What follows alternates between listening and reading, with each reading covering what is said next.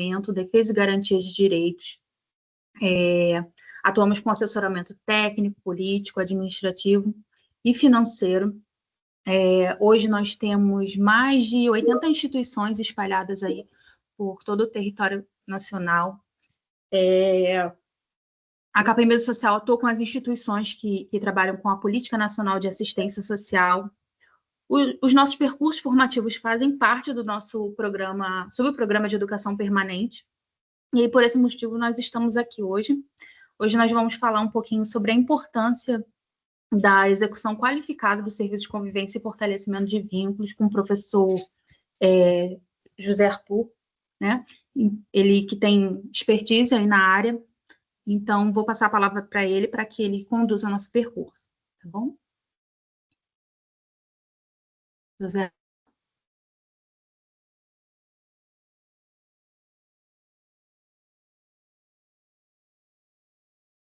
Acho que ele está com um probleminha no... José Arthur, você consegue ouvir a gente?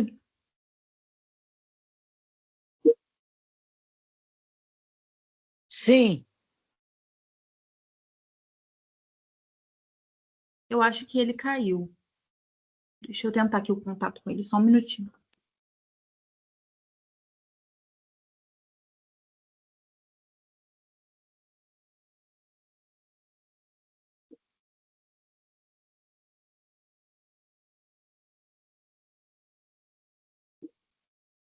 Ele caiu e está entrando de novo. Só um minutinho, pessoal.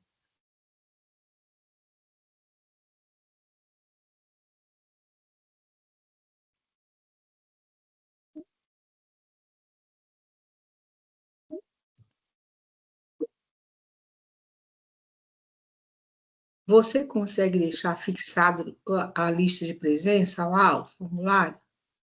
Sim, só um minutinho. Tá.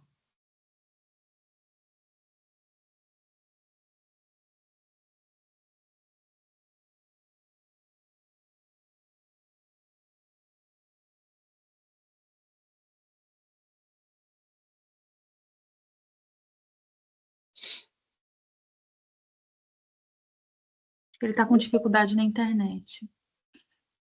Alô, alô. Oi. Estamos te ouvindo.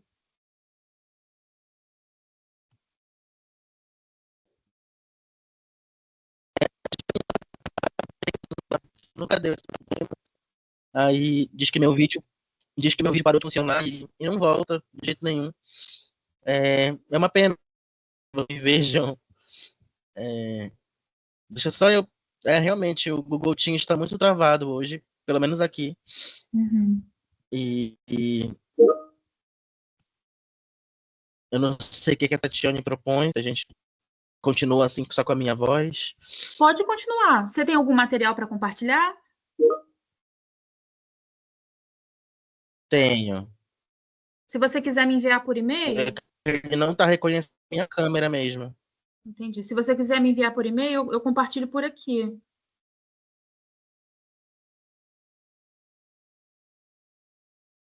Você consegue me enviar? Tá. Só que vai demorar um pouco, né? Porque Oi? até abrir e-mail já. Tá, vou mandar.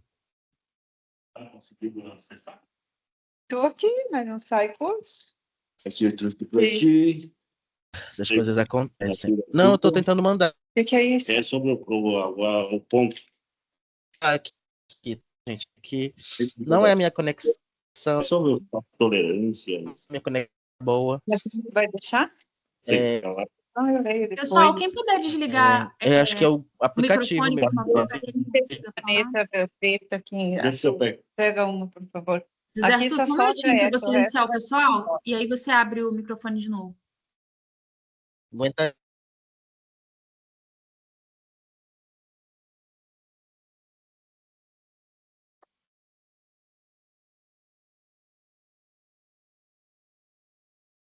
Ó, você apareceu, só está com o microfone fechado.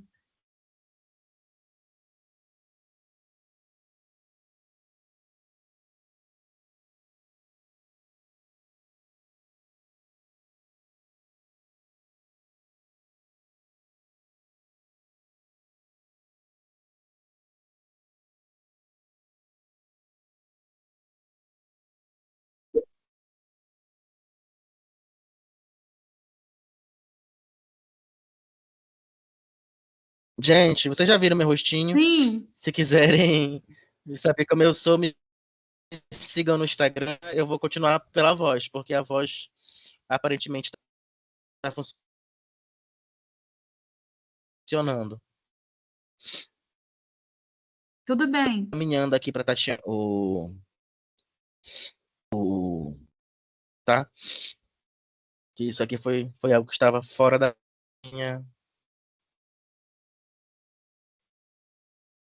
minha, do meu planejamento.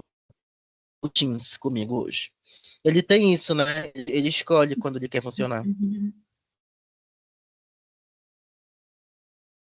Vai dar tudo certo.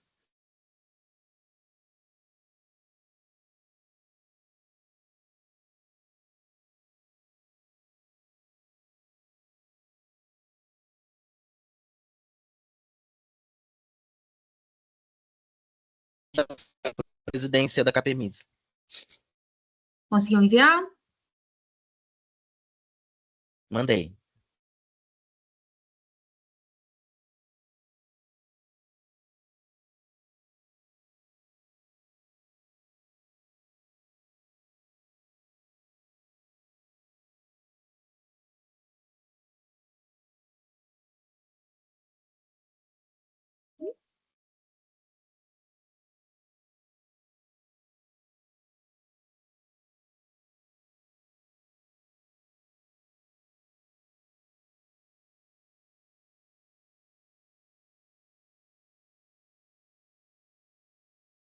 Tem. Ele morava ali no Nazaré. Isso, ali onde Eu ouvi na rádio, eu ouvi na rádio. tem aquele prédiozinho, que agora não sei o que, o negócio dele, eu acho que é Shelter Tecidos. É. A primeira casa assim, do lado. Eu vi que ia pela.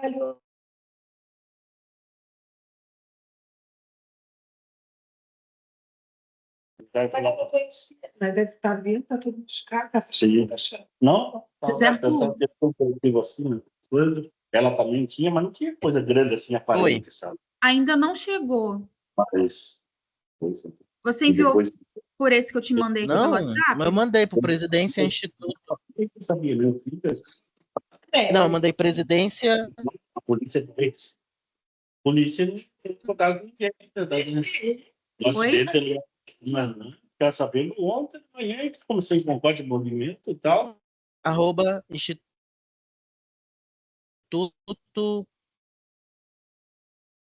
Não, é presidência@capemisassocial.org.br.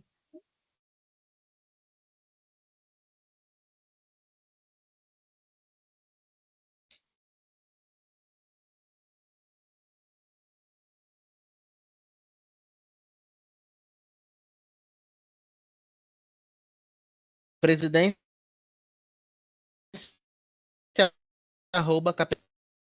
@capemisassocial.org.br.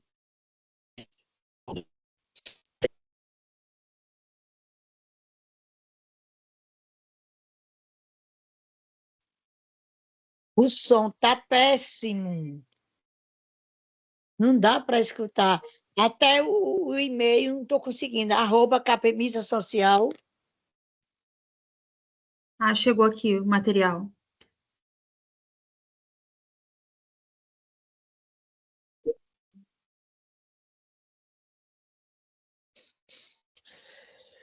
Chegou, gente? Chegou. Deixa eu só conseguir acessar aqui.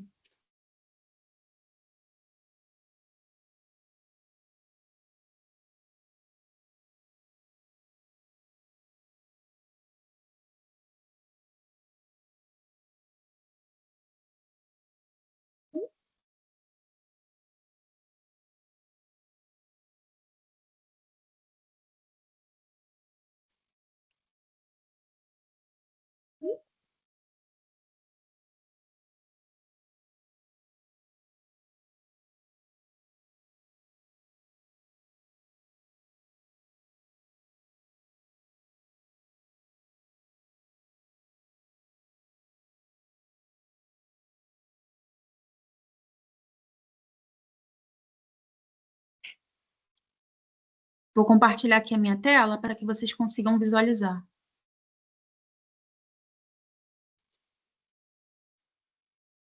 Conseguem visualizar? Sim.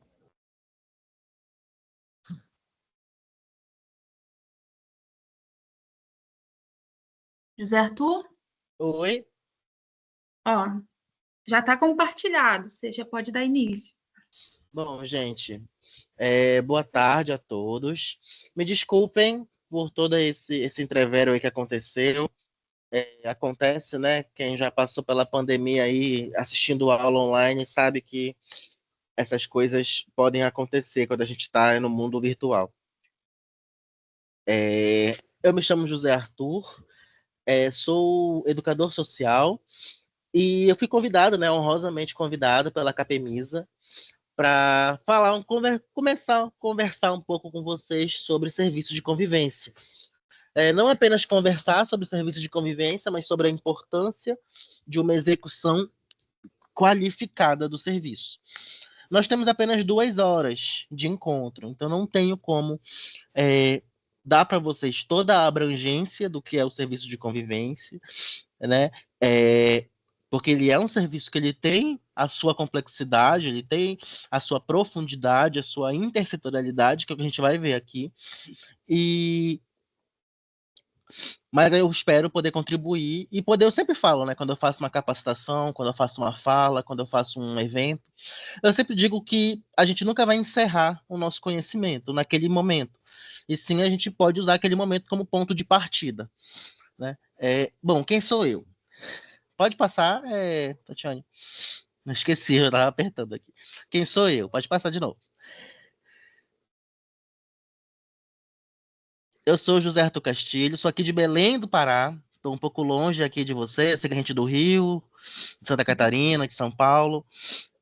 A minha primeira faculdade foi em biologia, né? E aí eu gosto muito de estudar, e foi na biologia que eu encontrei, né? Só que aí eu fui um biólogo meio estranho. Eu era um biólogo que não gostava muito de campo, que não gostava muito de laboratório. E como eu fazia um curso de licenciatura, eu gostei muito da sala de aula. Só que aí na sala de aula, eu também não gostava muito daquela escola fechada, aquela escola regular, aquela escola cartesiana que a gente conhece, né? E foi a partir da minha graduação em biologia que eu me enveredei por outros caminhos. Eu tive a oportunidade de, por exemplo, eu não sei se tem alguma PAI aqui, tem alguma PAI aqui, vinculada à Capemisa, mas foi a partir da biologia que eu consegui o meu primeiro emprego como educador social de uma PAI. Era um programa de estágio, era um programa de bolsas, na verdade, e, e foi a partir da biologia que me deu esse caminho da APAI, e foi a partir do trabalho na APAI, que era um centro-dia, não era um serviço de convivência, era um centro-dia, e foi a partir desse trabalho na APAI que eu conheci o mundo da educação social, conheci o mundo da assistência social, e desde então eu me apaixonei. Então me tornei, e aí eu fiz uma segunda faculdade em pedagogia, mas eu não coloquei ela aqui porque eu fiz uma terceira faculdade, que foi de educação social. E eu gosto de usar essa faculdade de educação social como o diploma que eu carrego mesmo, sabe? O diploma que eu realmente me identifico, porque foi o meu primeiro emprego e é o que eu faço da minha vida até hoje. Apesar de que agora a gente está no mundo da educação permanente, estou trabalhando com outros profissionais e é um curso novo, é um curso relativamente recente, e eu fico feliz em poder ter essa formação. Tenho especialização em arte e educação, porque lá na APAI eu fazia um trabalho arte educativo muito forte, trabalhava no ateliê de artes da APAI. Né? Pode passar, Tatiane.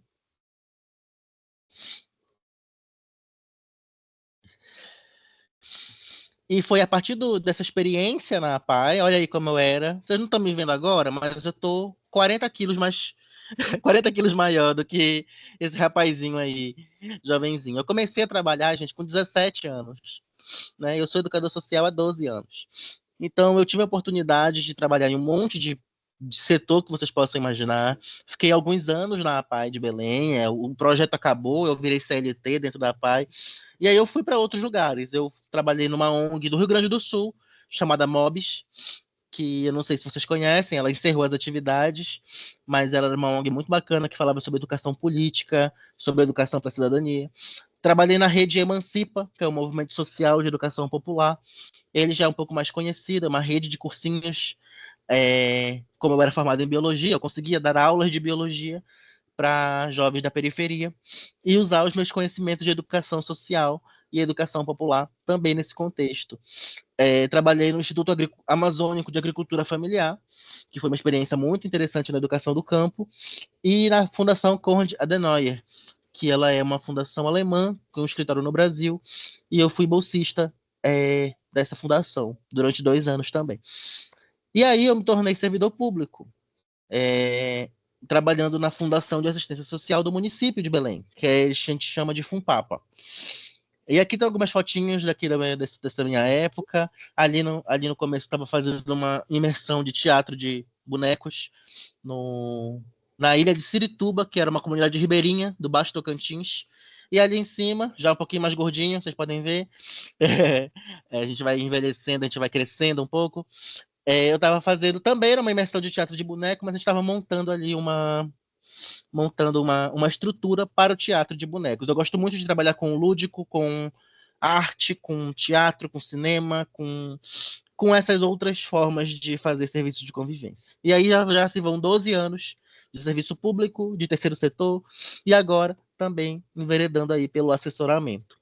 Pode passar, Tatiane.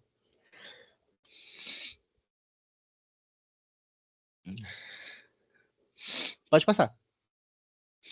E aqui tem mais algumas fotos. Opa.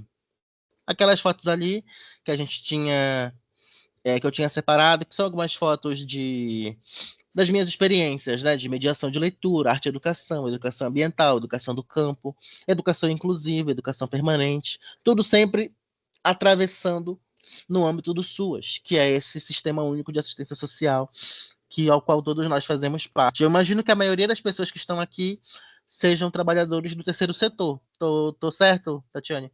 São pessoas de OSCs, né, de OSCs, sim. De entidades de execução, né? E existe, comum, né, nessas minhas andanças aí de conhecer o Brasil, existe uma tendência dos municípios, muitas vezes, de não identificarem os trabalhadores de OSCs como trabalhadores do SUAS, né? Como se o trabalhador do SUAS fosse o trabalhador do município, né? E como se o trabalhador de OSC, por ser CLT, por ser contrato, por ser as formas, né, de contratação,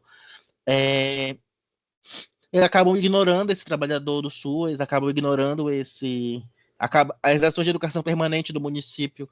É frequente que elas não consigam alcançar os trabalhadores de OSCs, de OSCs. E eu, por ter vivido nesses dois lugares, né, tanto no serviço público quanto no terceiro setor, eu consigo ver muito bem esses dois ambientes. E pode passar. Aí eu queria que vocês colocassem no chat de onde vocês são, o município, a organização que vocês estão aqui representando, qual é o papel de vocês dentro da organização. Só para vocês colocarem no chat rapidinho, para eu ter uma noção de até onde essa apresentação está alcançando hoje. Estou vendo que a sala está cheia, né? 60 pessoas, isso é muito bacana. Sim. Aí eu queria ver aqui o chat.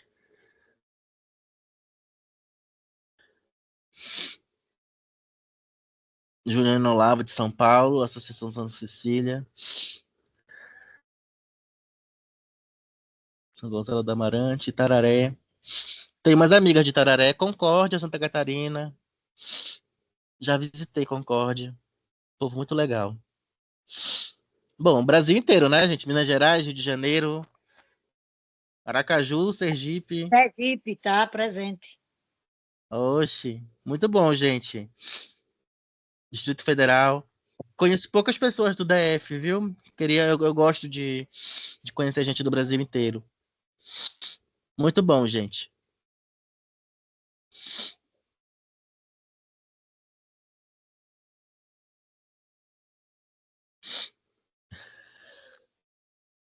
Estamos com todas as Barcarena. regiões aí, né?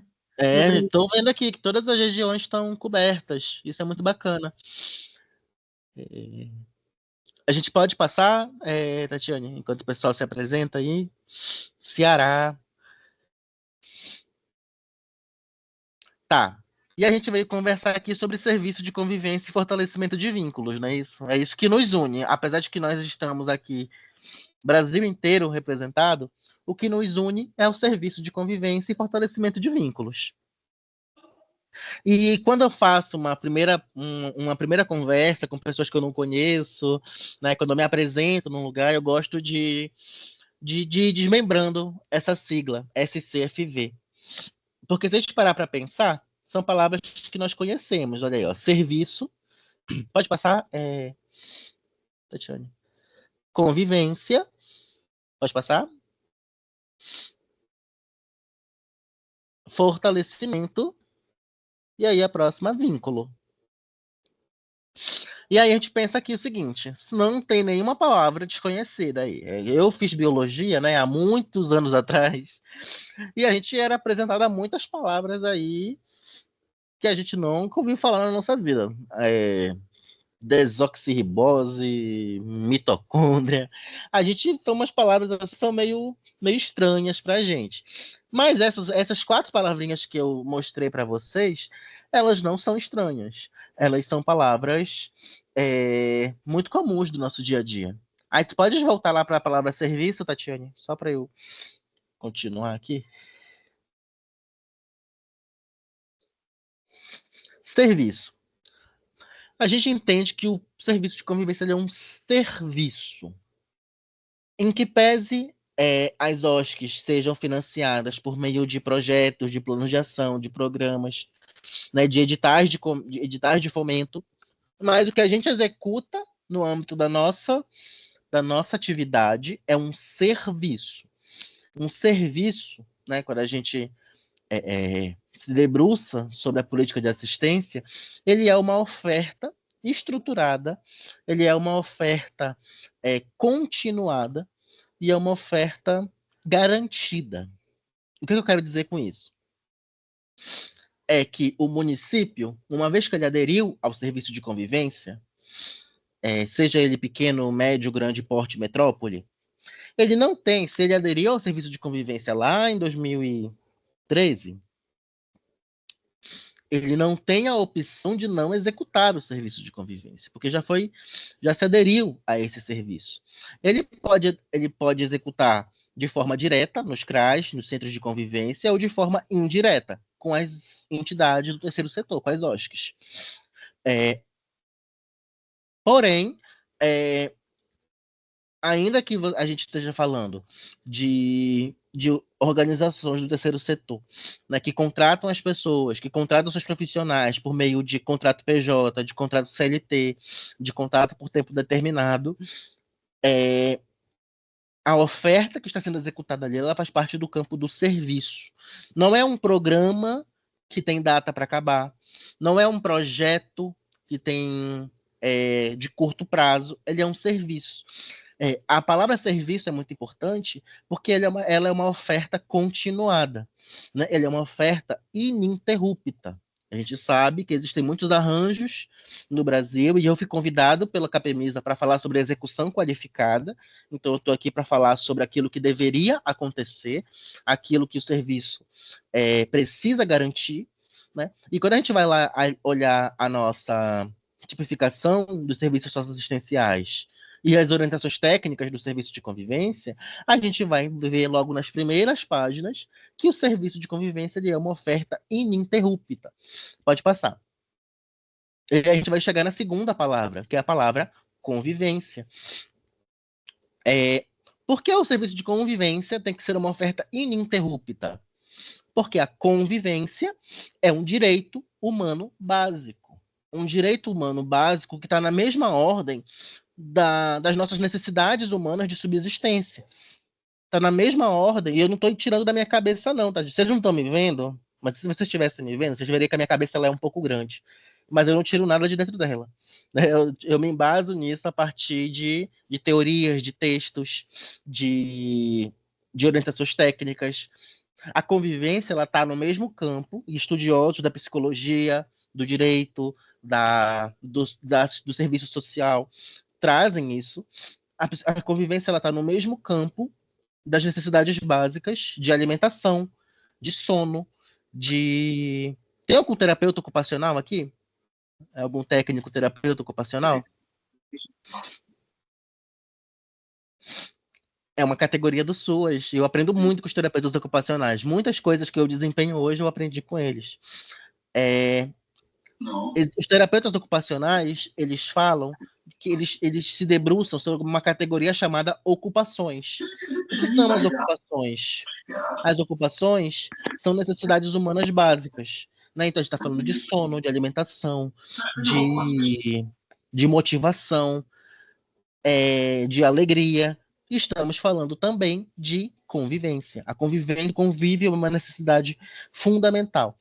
E ela é tão fundamental, gente, a convivência ela é tão fundamental, que a gente até escuta um chavão quando a gente está falando de estudando sobre sociedade, ciências sociais, a gente escuta sempre esse chavão de que o ser humano ele é um ser gregário, ele é um ser social. Né?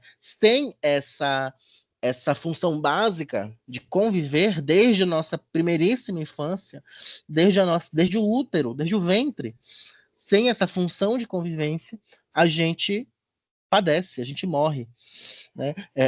Por isso que a gente fala da importância de você conversar com o bebê dentro da barriga, né? Desse vínculo tão forte que a gente tem entre a mãe e a criança, entre o cuidador e a criança na primeira infância. Né? A gente pode passar. E fortalecimento. Fortalecimento. Existe um serviço, olha só, existe um serviço, uma oferta continuada pública, mantida por recursos públicos, seja execução direta, que é o Tesouro Municipal, ou seja indireta, que é essa entidade parceira que executa.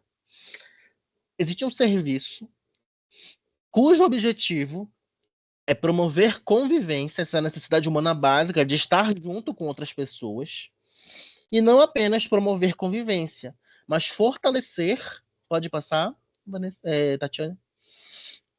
Mas fortalecer um vínculo. Então, a gente parte do princípio que existe um serviço público que promove convivência e tem o objetivo de fortalecer vínculos. Então, a gente parte do princípio que esse serviço ele é direcionado para pessoas que estão com vínculos potencialmente fragilizados. Em alguns casos, rompidos. E o que é o vínculo, gente? O vínculo ele é o resultado do processo de convivência. A gente costuma dizer, vocês já devem ter ouvido falar que pai e mãe é quem cria. Já ouviram falar essa expressão? Pai e mãe é quem cria.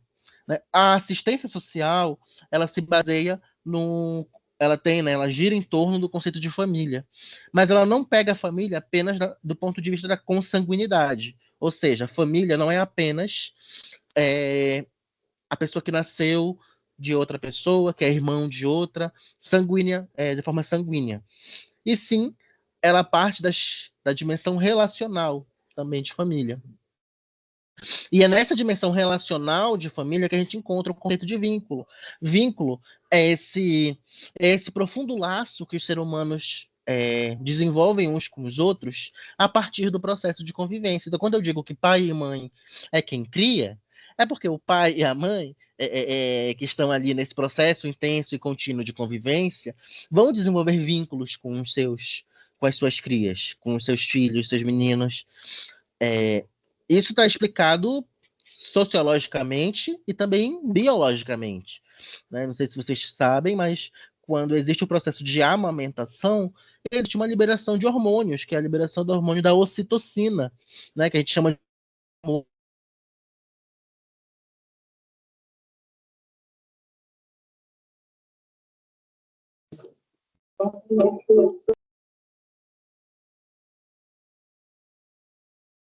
criança.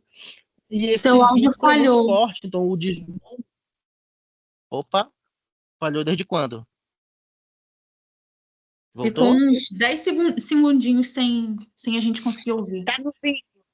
Você está Onde falando de você vínculo. falou da citocina. Tá. E a ocitocina ela é um hormônio que a gente chama de hormônio do amor, porque ele é uma liberação muito forte de uma substância química que produz esse bem-estar por estar junto. Então, olha, bora só recomeçar. Eu sou uma pessoa que eu gosto de me aprofundar no conceito, porque eu acho que as palavras importam.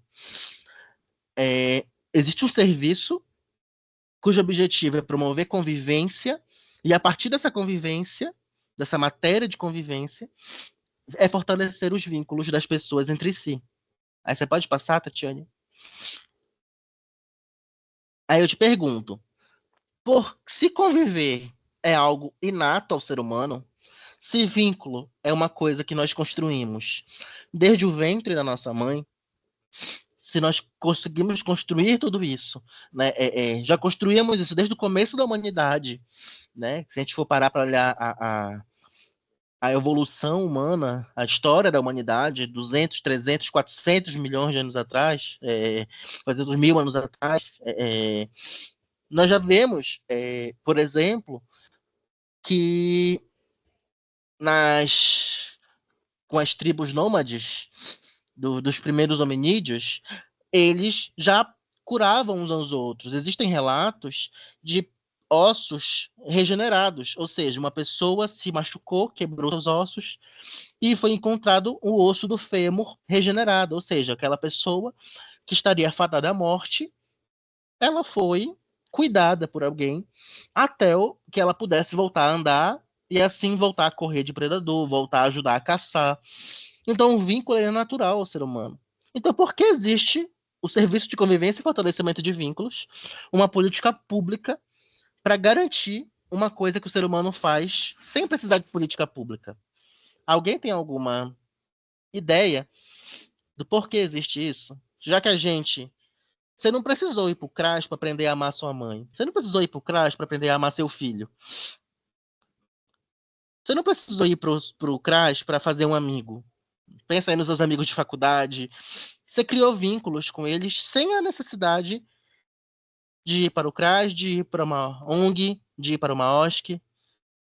Então, por que existe essa política pública? Alguém tem alguma ideia? Pode colocar no chat ou então falar.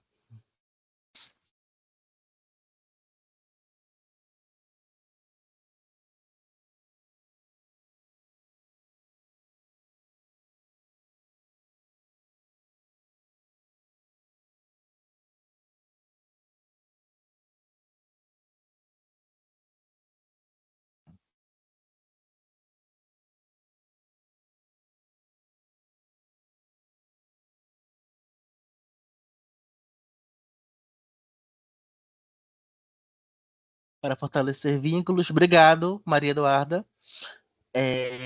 Proteção de eventuais vulnerabilidades. Obrigado, Anitta. Bom, gente, olha só o seguinte. Como eu falei, né? Que o vínculo, a convivência, são direitos humanos básicos. Eu falei isso. Ele é uma necessidade humana básica fundamental, assim. Ele é uma necessidade primordial para a nossa sobrevivência. Da mesma ordem da alimentação, da mesma ordem do sono, da mesma ordem da... Enfim. Aí eu te pergunto, existem pessoas que têm os direitos humanos violados, dentre as que nós atendemos? Sim ou não? Você sabe de algum caso aí que você já viu, que está lá no serviço de convivência, uma criança de 10, 6, 17, 60 anos, que teve seus direitos negados? Só coloca aí, sim ou não? Sim. Sim, né? Na verdade, eu risco dizer que a imensa maioria das pessoas que a gente atende já tiveram seus direitos violados ou prejudicados de alguma maneira. E aí eu falo com Nega. vocês. E aí eu falo com vocês. Se o direito à alimentação é negado, se o direito a um tratamento de saúde é negado, se o direito ao sono, ao descanso é negado, o direito à convivência também é negado. Nós vivemos em uma sociedade hiper individualista. Não sei se vocês são ativos nas redes sociais. Eu nem coloquei aqui, eu podia ter colocado na apresentação, ia ficar bem atualizada. Mas eu não coloquei, mas eu vou mencionar. Um homem, ontem ou anteontem, Ele foi num boteco comprar um lanche, ele teve um infarto fulminante e morreu. Vocês viram essa notícia do homem que morreu num boteco, numa padaria? E ninguém ajudou esse homem. A moça passou por cima dele, pegou o vidro de ketchup e voltou para onde ela estava. Tipo, ela pulou o corpo dele. O atendente da padaria só esticou a cabeça e aquele homem morreu na frente de todo mundo. Isso não é um caso isolado. Nós tivemos no Carrefour, há alguns anos, um profissional que teve um infarto, morreu, cobriram o corpo desse homem, colocaram 2 guarda-chuvas em cima desse corpo e o supermercado não fechou. O supermercado continuou funcionando. As pessoas continuaram fazendo suas compras, só desviando ali daquele saco preto, até os bombeiros irem recolher o corpo. A nossa sociedade, da forma que ela foi construída, ela é uma sociedade hiper-individualista. É uma sociedade centrada no indivíduo. Então, se você trabalha numa escala de 6 dias de trabalho e 1 dia de folga, 44 horas por semana, se você não tem tempo para ver sua mãe, seu filho, se você está perdendo a infância do seu filho, se você chega em casa no domingo e só quer dormir e não consegue ter qualidade de vida, não é porque a gente vive num sistema opressor escravocrata. Não, é porque você, indivíduo, não estudou direito, não estudou o suficiente para construir um emprego melhor. Olha aí a culpa em cima do indivíduo. Então, se você não convive com a sua família, porque você tem que trabalhar 6 dias por semana e folgar 1, e nesse 1 dia você tem que dar conta de todo o resto, é porque você, indivíduo, falhou como ser humano. Se você, indivíduo, é uma mãe atípica, se você tem uma criança com alguma condição de neurodiversidade, a responsabilidade é totalmente sua. É 100% sua. Muitas vezes a mãe atípica, ela não tem o suporte da família. Existem alguns estudos aí de epidemiológicos que comparam o grau de estresse de uma mãe atípica a de um soldado de guerra. Você já deve conhecer esse estudo. Nós vivemos uma sociedade individualista. É um dos principais sintomas da nossa sociedade hiperindividualista é esse direito humano à convivência negado. E quem são as pessoas que têm o seu direito à convivência mais negados? As pessoas mais vulneráveis. A pessoa ali da casa de Rodolfo Aureliano, eu não sei como é que é o seu nome, deixou um comentário muito legal aqui. As violações de direito seguidas, acumuladas, elas fragilizam os vínculos entre as pessoas. Olha que forte. E a gente consegue negar isso? Se a família ali tem os seus direitos de alimentação adequada negados, isso vai aos poucos fragilizando os vínculos dessa família. Se uma mãe é diarista e ela não pode ficar doente, ela tem que trabalhar 7 dias por semana, de 7 da manhã às 9 da noite, em condomínios de luxo, ou então em bairros mais ricos, e ela não consegue conviver com seu filho direito, ela consegue apenas prover aquele segurança mínima material para ele, mas ela não consegue conviver com essa criança. Essa criança está crescendo sem a presença da sua mãe. E essa violação de direito, embora não seja uma violação do ponto de vista jurídico, né, porque ela está trabalhando, ela não está sendo agredida, mas ela está tendo o seu direito ao vínculo negado, o seu direito à convivência prejudicado. Quando a gente pensa numa escola em tempo integral, pensou-se a escola em tempo integral, né, para que as crianças possam interagir mais entre si, para que fosse uma segurança para as famílias, para que as crianças pudessem ter acesso a outros assuntos, outros temas em sala de aula. Mas quando uma escola em tempo integral não consegue ir até o final do dia e tem que liberar suas crianças às 11 da manhã, porque não tem almoço na escola, e a criança volta para casa mais cedo, mas às vezes aquela família também não está com o seu direito à alimentação garantido. E aí os vínculos vão sendo fragilizados. As famílias vão perdendo a esperança em si, umas nas outras, e vão perdendo a esperança completa, realmente, até mesmo nos próprios vínculos. Pode passar, Tatiana. Então, existe essa política pública para tratar do vínculo, para pensar em vínculo, para proteger o vínculo, porque existe uma camada da sociedade, existe uma camada da população que está tendo esse seu direito negado. E agora eu vou citar Paulo Freire. Paulo Freire, né, importante educador, pai da educação popular, pai da educação social no Brasil, ele vai dizer para a gente, lá na Pedagogia do Oprimido, que existe um projeto político de desumanização das pessoas pobres. Ainda que lá no nosso serviço de convivência a gente atenda, não, o critério de renda ele não é determinante para a pessoa acessar o serviço, né? Existem pessoas do serviço de convivência que têm uma situação financeira ok, confortável, né? Eu trabalhei em CCI, né? Centro de Convivência do Idoso. Então a gente tinha pessoas aposentadas, servidores públicos aposentados. Passei muito tempo trabalhando em CCI. E não necessariamente eram pessoas com vulnerabilidade material, mas existe um projeto político de desumanização das pessoas pobres, de desumanização dos oprimidos. E aí quem é o oprimido? É o diferente. Quem é o oprimido? É aquele que não se adapta aos padrões, né? O oprimido é essa pessoa que precisa sobreviver, né? Ela não tá em busca da vida, mas ela tá da vida plena. Ela muitas vezes está em busca da sobrevida. E aí, essa opressão sistemática em cima das pessoas mais pobres é parte de um projeto de desumanização. Então, quando a gente vai lá e fala, por exemplo, não sei se alguém aqui já escutou isso, tá? Se já teve algum colega assim, já teve um chefe assim, que falava assim, para que você planeja tanto isso? Faz qualquer coisa que tá bom. Por que você virou a noite cortando papel? Por que você tá sexta-feira todinha aí fazendo essa pintura com eles? Faz qualquer coisa, pega uma atividade da internet para eles colorirem, imprime aí e joga aí para eles. Eles só vêm aqui para comer. Eles só vêm aqui para lanchar. Você está perdendo seu tempo. Gente, já escutei tanto isso. Sou educador social há 12 anos. Eu escuto isso há 12 anos.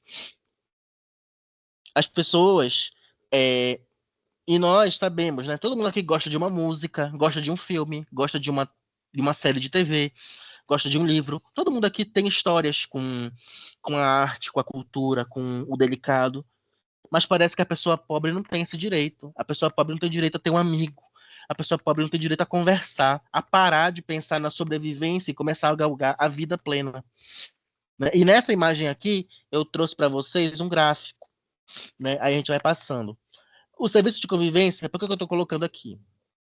O serviço de convivência, ele foi organizado, né? Ele faz parte dentro da proteção social básica, que é esse PSB aí. Alguém aqui pode conceituar no chat o que é proteção social básica e qual é a diferença dela para a proteção social especial de média complexidade e para a proteção social especial de alta complexidade? Alguém pode explicar para mim essa diferença? Se não puder, tudo bem, eu continuo. Mas o que é a proteção social básica? E qual é a diferença dela para as outras?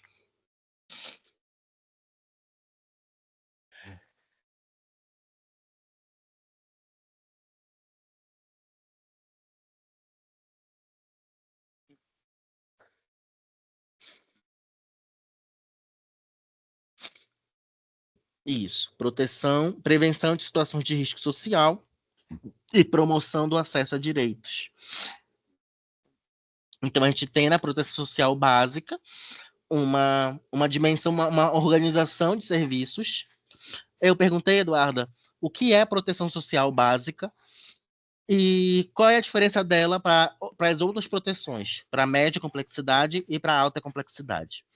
O que conceitua, o que diferencia a básica das outras? Se todo mundo aqui é trabalhador do serviço de convivência, todo mundo é profissional da proteção social básica.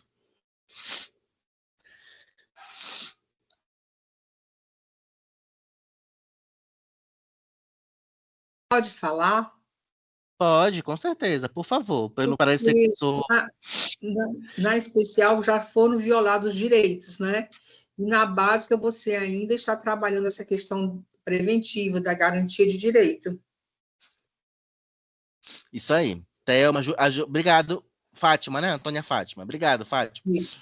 Aí a Juliana também trouxe prevenção a situações de risco social e promoção e acesso a direitos. E atenção antes que essas situações se agravem a ponto de exigir medidas protetivas mais complexas, como, por exemplo, o acolhimento, ou então, por exemplo, o ato infracional, né? O trabalho infantil, a violência sexual.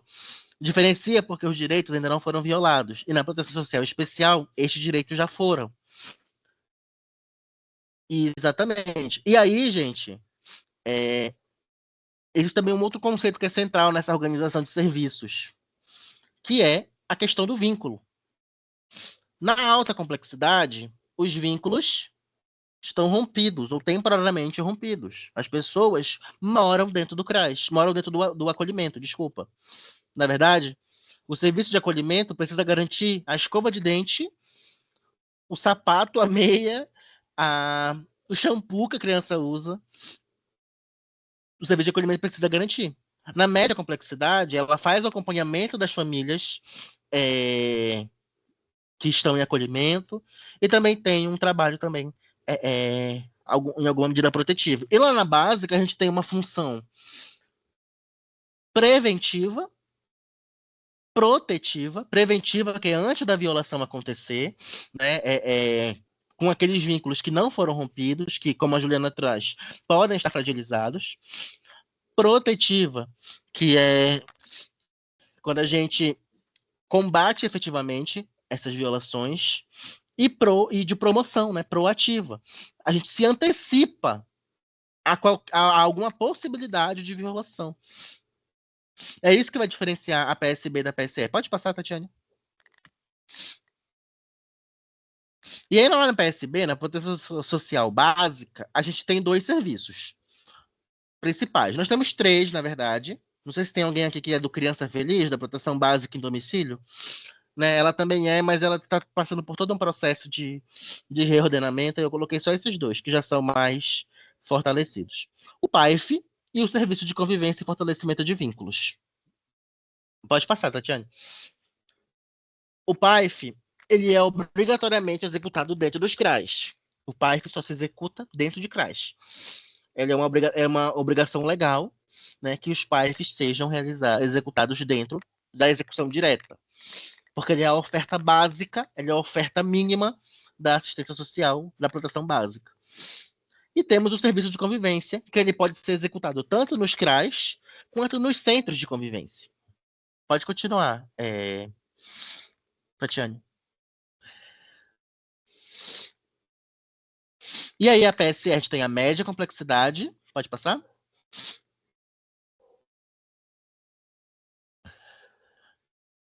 E a alta complexidade. Na média complexidade, já se deu uma violação de direitos, ela já se deu, mas os vínculos não foram rompidos. Na alta complexidade, a violação já se deu e os vínculos foram rompidos. Então, a criança sai daquela situação de convivência, a criança, adolescente, pessoa idosa, adulto, sai daquela situação de convivência com seu núcleo familiar e passa a residir em uma unidade do Estado. Pode continuar. Na média complexidade, a gente tem o PAEF, que é a oferta básica da média complexidade. Ela é obrigatoriamente direta. Nós temos a abordagem de rua, que trabalha essencialmente com esse mapeamento do território, né, falando com as pessoas em situação de rua adultas, pessoas em situação de rua idosas, crianças em situação de trabalho infantil, crianças em situação de exploração sexual. Né? A abordagem ela vai identificar esses territórios.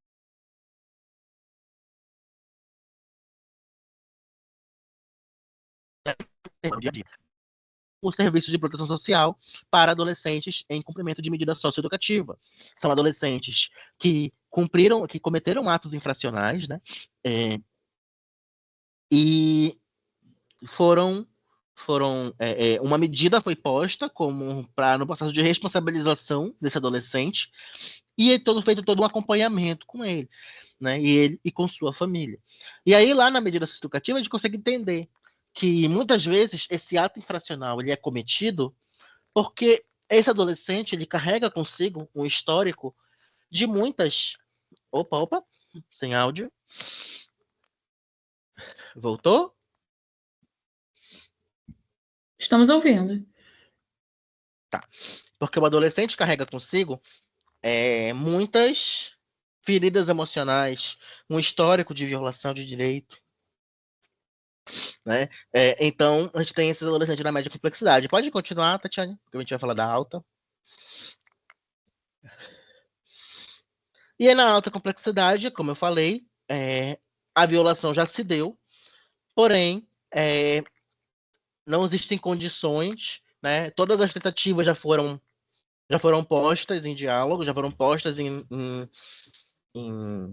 ideia, e aí essa pessoa sai do seu núcleo familiar e começa a residir em uma unidade de responsabilidade estatal, um abrigo institucional, que pode ser na modalidade de abrigo institucional, casa-lar, casa de passagem, família acolhedora e república. Pode continuar, Tatiane. E o serviço de convivência? Sim, a unidade básica de execução da média complexidade é o CREAS. Pode continuar.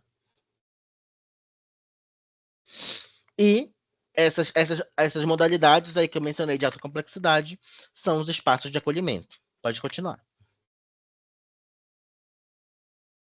E aí a gente tem o serviço de convivência bem ali, na proteção social básica.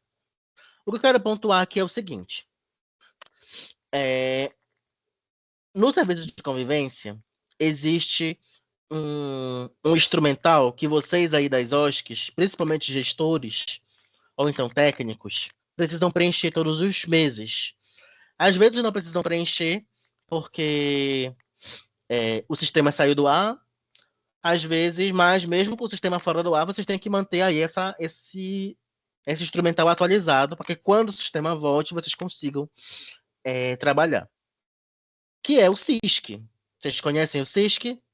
Já ouviram falar de SISC? Sistema do Serviço de Convivência. E o SISC, ele é o seguinte, gente. Ele é uma ferramenta de monitoramento, uma ferramenta de gestão do serviço de convivência, para que a gente consiga entender quem o serviço de convivência está alcançando. Quando eu trago aqui é o seguinte, lembra que o tema desse nosso encontro aqui é a execução qualificada do serviço de convivência. Então, quando eu falo de execução qualificada, é execução que respeita o que está previsto nas resoluções, na legislação, nos decretos, na própria política de assistência social como um todo. Então, se a gente pensa em execução qualificada do serviço de convivência, eu estou falando de SISC, porque a gente está falando de atendimento do público prioritário. Se, como eu falei, se o direito à convivência, se o direito ao convívio, ele é uma necessidade humana básica, e se existem pessoas que têm esse direito humano negado, por conta das violações de direito que fragilizam os vínculos, por conta da insegurança alimentar que fragiliza os vínculos, da insegurança alimentar que vai levar aquela criança, que possivelmente pode ser que leve aquela criança para uma situação de trabalho infantil, e esse trabalho infantil vai prejudicar a saúde daquela criança e potencialmente vai prejudicar também a convivência e o pleno desenvolvimento dessa criança. Então, se eu estou falando de uma execução qualificada desse serviço, eu estou falando de um serviço que alcança pessoas que têm o seu direito ao convívio negado ou comprometido. E aí você concorda aqui comigo que uma criança que está num abrigo institucional, vivendo 24 horas dentro do abrigo, que só sai do abrigo para estudar, que não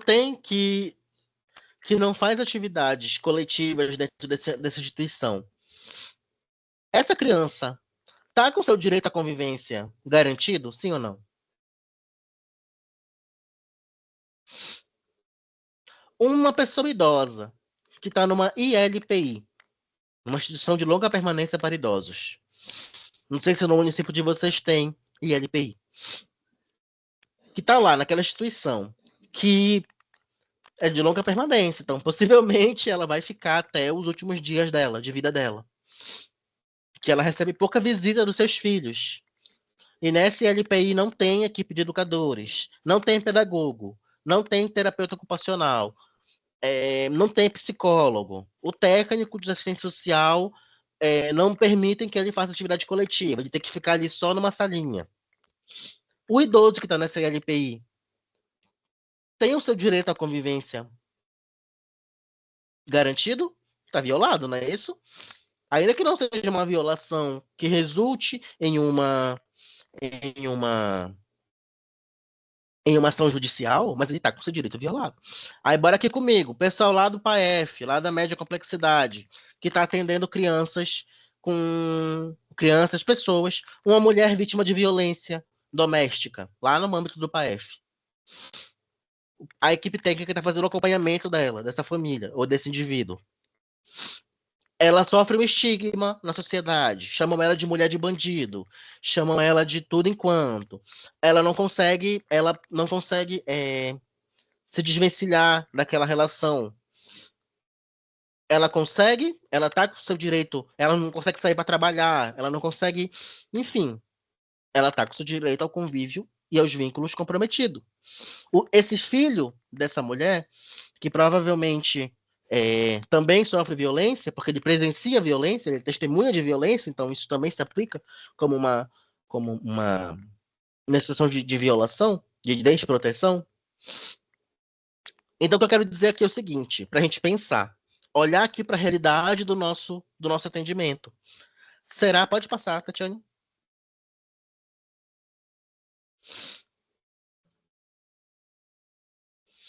Pode passar. Pode passar. Depois eu volto para isso. Ah, não. Volta para lá, volta para lá. Eu acho que eu tirei esse slide. Você pode voltar lá pro gráfico? Tá. Aí para a gente pensar o seguinte: será que o serviço de convivência está alcançando as pessoas que efetivamente precisam dele? As que mais precisam dele? Pensa aí no público que você atende.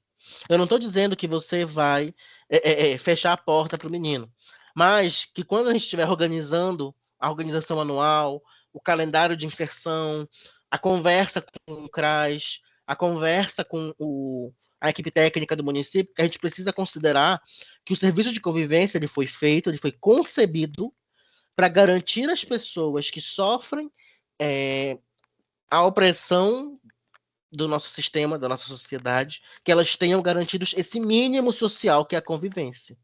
É o mínimo que todo ser humano precisa para sobreviver. Alimentação, renda. Lembra lá das seguranças afiançadas da política de assistência? Segurança de renda, segurança de acolhida, segurança de desenvolvimento da autonomia, segurança de apoio e segurança de convivência, segurança de convívio. Então, quando a gente pensa que o serviço de convivência ele não é um serviço isoladinho ali na básica.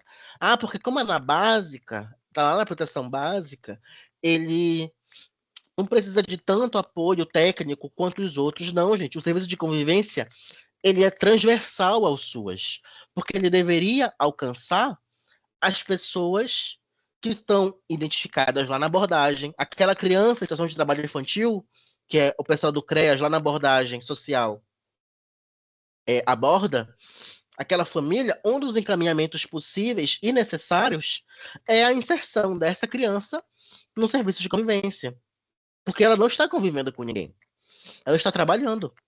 E, enquanto isso, a família é trabalhada, é acompanhada para criar outras estratégias de sobrevivência que não envolvam o trabalho infantil.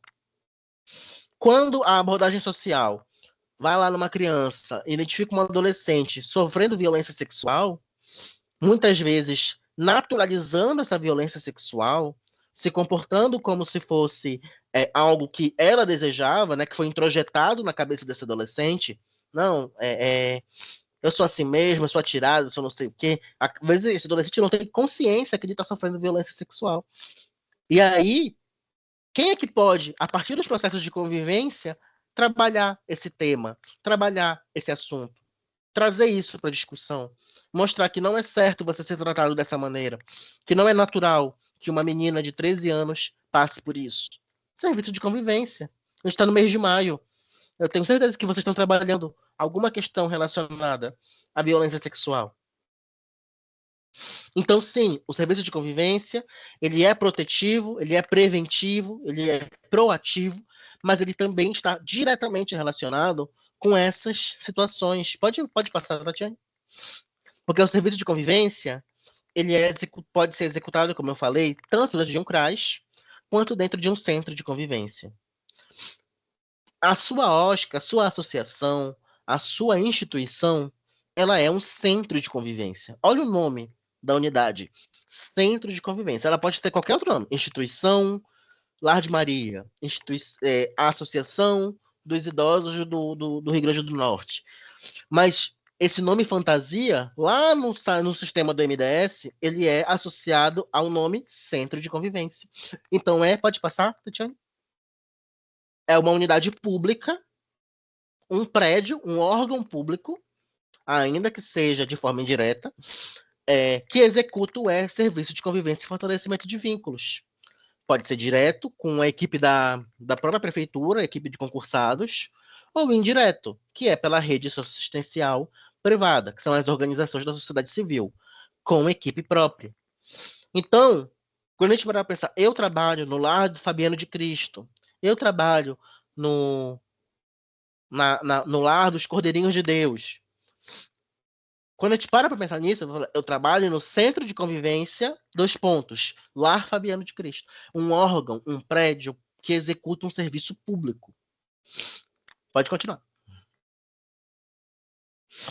Um serviço público que ele é elencado em situações prioritárias de inserção. Eu sei que muitos municípios, muitos locais fazem semana de matrícula, por exemplo. Né? Não sei se vocês conhecem, se a unidade de vocês faz isso. Semana de matrícula. Janeiro, virou o ano, a gente renova as matrículas. É uma forma de gestão do serviço de convivência. Porém, como eu mostrei lá no gráfico para vocês, muitas situações que são as situações prioritárias, isso está lá na resolução, no reordenamento do serviço, na política de assistência, na tipificação. Essas situações prioritárias de inserção ao serviço são quais? A situação de isolamento. Aí você pensa, o que é uma situação de isolamento? Uma pessoa idosa que está, por algum motivo, adoecida, doente, não recebe visitas por conta da sua condição de saúde, né? Ou então uma mãe de uma criança atípica, a própria criança atípica. Né? Isso são condições que geram a situação de isolamento. Situação de isolamento não é só você, por exemplo, chegar e dizer, aquela pessoa ali, ela só sai de casa para a igreja, de igreja para casa, da casa para a igreja, não faz mais nada, ela está em situação de isolamento. Não. Tecnicamente falando, uma situação de isolamento, né, para ela ser considerada situação de isolamento, é de um parecer técnico. Essas muito utilizada na pandemia, né? Nós ficamos em isolamento social durante a pandemia. Cada um ficou na sua casa, ou deveria ter ficado na sua casa, né? Os profissionais essenciais foram trabalhar, mas a gente vivenciou o que muitas pessoas vivenciam há muito tempo, ou até mesmo continuaram vivenciando depois da pandemia, que é essa impossibilidade de sair de casa. Outra situação prioritária para a inserção no serviço de convivência é o trabalho infantil. Então, quem é que vai identificar? Trabalho infantil é uma violação. É uma das maiores violações de direito. É atendido pelo CREAS. Quem atende famílias de crianças em trabalho infantil é o CREAS. Não é o CRAS. Então, é o CREAS que vai identificar essa situação de trabalho infantil a partir das equipes de abordagem social. a pastoral do povo da rua, a pastoral da infância, a pastoral do menor, que era antigamente chamada, o SES, o Serviço de Abordagem Social, o Centro Pop. Eles podem identificar essas situações de trabalho infantil, uma criança no sinal, uma criança trabalhando na praia, uma criança. E ela fala: bom, essa criança está em situação de extrema violação de direito. Uma das maiores violações é o trabalho infantil. Essa criança ela é abordada, né? A família dessa criança é encaminhada para a rede de serviço, é inserida na rede de serviços. O serviço é o PAEF, é um acompanhamento no âmbito do PAEF. E uma das estratégias de encaminhamento dessa criança para essa família é a inserção no serviço de convivência, para que essa criança, ao invés de estar trabalhando, possa ter garantido o direito ao brincar, o direito ao se divertir, o direito a uma atividade externa, o direito a brincar com uma tinta. Já tive atendi muitos meninos em convivência de trabalho infantil, que muitas vezes não são encaminhados do CREAS, mas a gente está lá no nosso dia a dia, a gente identifica que ele vivencia trabalho infantil. E aí, o que a gente faz diante disso? A gente comunica a equipe técnica coloca na situação prioritária, mas algum encaminhamento tem que ser tomado. Senão é prevaricação, porque é uma violação contra o direito da criança. Então, trabalho infantil é uma situação prioritária para a gente pensar o quê? Esta criança não está convivendo com ninguém. Essa criança não está brincando. Essa criança, com 10 anos, é o principal responsável pelo sustento da família dela. Essa criança, quando ela tiver 60 anos, 70 anos, ela vai estar com bico de papagaio, hérnia de disco, lordose, trombose. Por quê? Com 10 anos, ela estava carregando peso.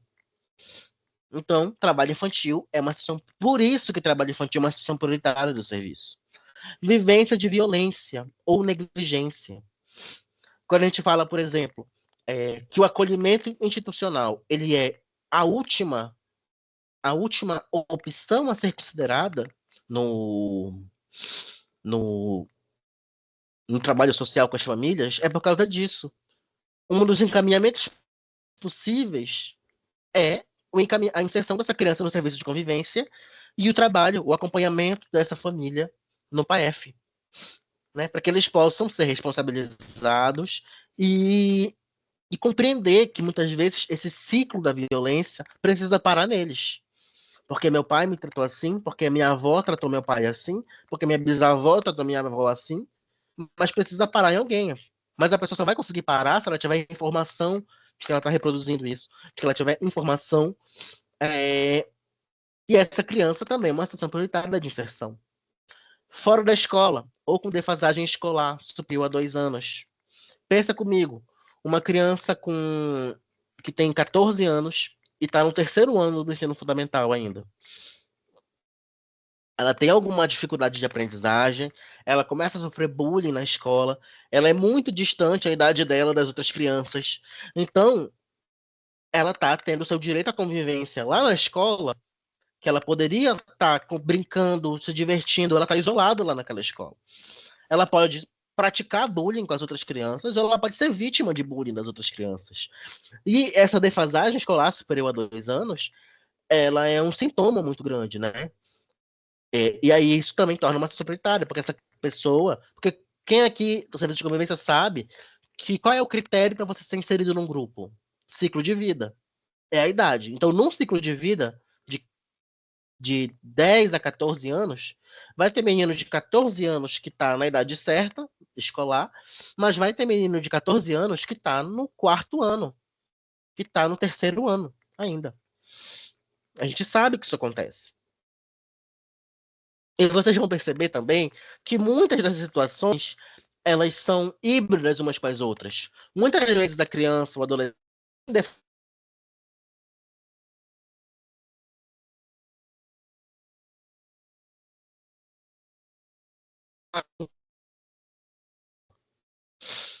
em situação de acolhimento. O acolhimento, como vocês mesmos disseram para mim, é aquela situação em que os vínculos foram totalmente rompidos. A criança está sob tutela do Estado. O adolescente está sob tutela do Estado. O idoso está sob tutela do Estado. A situação de acolhimento ela é como a gente fala, ela é a última cartada, a última opção, a última, a última decisão quando todas as outras alternativas já foram esgotadas. Justamente porque o acolhimento ele é um trauma, ele produz um trauma na criança. Existe um conceito que o Primo Levi, o pensador Primo Levi, chama de o homem vazio. O homem vazio é um homem, ele parte daquele lugar da Segunda Guerra, de Auschwitz, né, do nazismo, e aí ele, analisando os sobreviventes do Holocausto, ele identificou um conceito chamado homem vazio. E, posteriormente, esse homem vazio, ele é associado à pessoa que está no acolhimento. Olha só como é. Olha só o impacto emocional, sociológico, biológico, psicológico, psiquiátrico que um acolhimento causa. Eu não estou dizendo que o acolhimento, os educadores, os técnicos maltratam essa criança, mas só o fato de você estar fora do seu convívio familiar, fora da convivência com outras pessoas, é equiparado cientificamente, biologicamente, sociologicamente, a uma pessoa que sobreviveu ao Holocausto. É uma pessoa que não tem mais vínculos com outras pessoas. Aí você pensa lá num acolhimento que tem rotatividade de educadores, de cuidadores. A pessoa está ali se vinculando com um cuidador, com uma cuidadora, e na semana que vem ela não está mais lá, porque já trocou. Olha a violência. Então é por isso que o serviço de convivência é prioritário para ela. Porque lá ele vai ter a mesma educador social, o mesmo orientador social, o ano inteiro. Lá ele vai ter as mesmas crianças convivendo com ele o ano inteiro. Lá ele vai ter um percurso.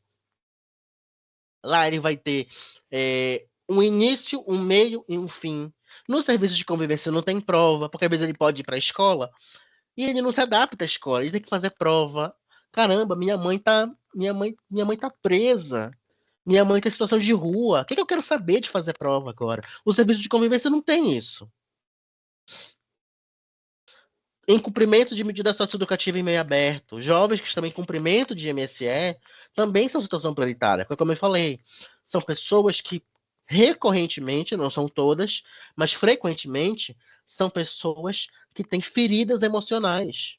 São jovens que têm história de violência, história de negligência, histórico de abandono, e que cometem muitas vezes atos infracionais como uma tentativa de se autoafirmar no mundo. Né? A pedagogia da presença fala isso. Então, esse adolescente em cumprimento de medida, pode passar, Tatiane, ou tanto em cumprimento de medida, quanto o egresso de medida, ou seja, aquela pessoa que já terminou de cumprir a sua medida, eles têm essa coisa em comum, que é o estigma. É o menino que fracassou, é o menino caso perdido, é o menino que não deu certo na escola, é o menino que não deu certo no jovem aprendiz, é o menino que a família já desistiu dele. Ele está tendo seu direito à convivência violado. Situação de abuso ou exploração sexual. Uma violação extrema. Uma das maiores violações que pode acontecer com uma criança. Né? E a gente sabe que 70% dos casos de violência sexual acontecem dentro da família. Ou com pessoas conhecidas. Então, uma vez que isso é identificado, essa criança precisa ser inserida no serviço de convivência. É possível que ela seja inserida, né? Porque é lá nesse. Olha só, gente. É nesse serviço que ela pode conseguir dar nome para o que ela viveu. Que ela pode conseguir falar: caramba, não é normal passar por isso. Tem outras meninas, outros meninos que nunca passaram por isso. Eu posso brincar com uma tinta, eu posso brincar com um pedaço de massinha. Eu não preciso ficar o tempo todo me protegendo. Aqui é um lugar seguro. Medidas de proteção do ECA. Autoridade judicial, que pode ser o juiz, pode ser um promotor de justiça, o próprio conselheiro tutelar, né, podem aplicar uma medida de proteção do ECA e uma dessas medidas ser a inserção no serviço de convivência. Então, quando o conselheiro tutelar, ou o juiz, ou o promotor de justiça, se eles conhecem o serviço, que não é muito comum que eles conheçam. Mas quando eles conhecem o serviço, eles falam: caramba, essa criança aqui se beneficiaria do serviço de convivência. Vou aplicar uma medida de proteção do ECA e ela vai ser inserida. Será que o promotor de justiça aí da Vara da Infância e Juventude do município de vocês, do território de vocês, conhece serviço de convivência? Vocês não passam por isso às vezes, de ter que explicar o que vocês fazem mais de uma vez por dia para as pessoas? Eu trabalho no serviço de convivência. O que é isso? Mas é importante que todo mundo conheça. Crianças e adolescentes em situação de rua. Essas crianças em situação de rua vão ser abordadas pela abordagem social, pela média complexidade. E a vulnerabilidade no que diz respeito às pessoas com deficiência. Porque uma pessoa com deficiência, ela pode ter seus direitos violados. É muito frequente que os direitos de uma pessoa com deficiência sejam violados continuamente. Ela não tem direito a uma matrícula escolar, ela não tem direito garantido a um atendimento prioritário no posto de saúde, o tratamento que ela precisa fazer não é coberto pelo plano. Então, são muitas violações que tornam uma pessoa com deficiência mais vulnerável às desproteções sociais. Aí pode passar, Tatiane. Aí eu pergunto para vocês, será que o serviço de convivência alcança quem mais precisa dele?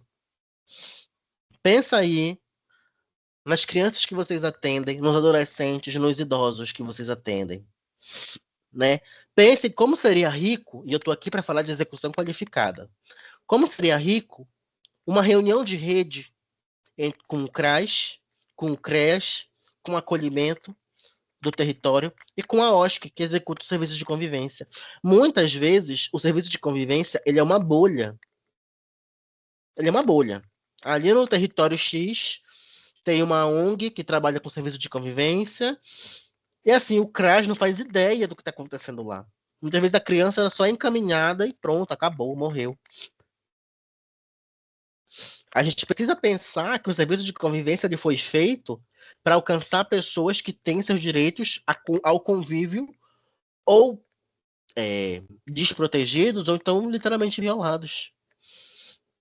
Então, vamos pensar, o que tá, você falou, e o que a gente faz então para resolver isso? Vamos começar a se apropriar do serviço de convivência e a falar sobre ele. A falar sobre o serviço de convivência numa reunião de rede, numa reunião de estudo de caso. O juizado quer conversar com o CREAS, não sei o quê. Por que será que não tem um fluxo que encaminha? Um fluxo de... Porque os técnicos da OSC não são convidados para essas reuniões de rede, para poder pensar em um fluxo de encaminhamento dessas crianças. E como essas crianças vão ser inseridas no serviço? Será que elas vão ser inseridas de qualquer jeito? Não, olha, ela tem que começar no serviço de convivência. Hoje é sexta-feira, dia 16. Segunda-feira, dia 19, ela já está lá. Não, a gente precisa de um trabalho, precisa de um cuidado. Quem aqui atende crianças atípicas no serviço? Crianças com deficiência, crianças autistas, crianças com TOD, com TEA, com TDAH. Vocês atendem, não atendem? É uma demanda bem crescente.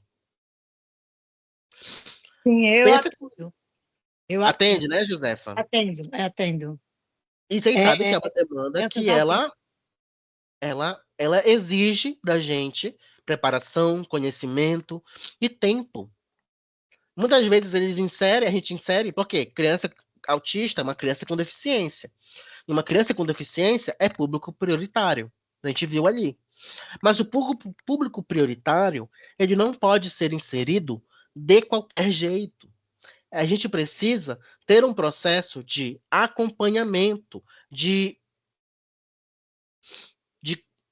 da família entender o que é serviço, entender o que ela espera do serviço. Porque tem muito município pequeno que não tem rede de atenção à saúde. E aí encaminha-se para o serviço de convivência, como se o serviço de convivência fosse desenvolver um trabalho fisioterapêutico, um trabalho de assistência à saúde mesmo, não de assistência social. Então a gente precisa divulgar o serviço. E às vezes chega uma demanda judicial, promotor, não, aqui não tem APAE no município, o município não tem APAE, o município não tem centro de atendimento à pessoa com deficiência, o município não tem secretaria de saúde, subsecretaria de PCD, o município não tem, mas tem um CRAS, mas tem uma OSC, tem um lar de Maria.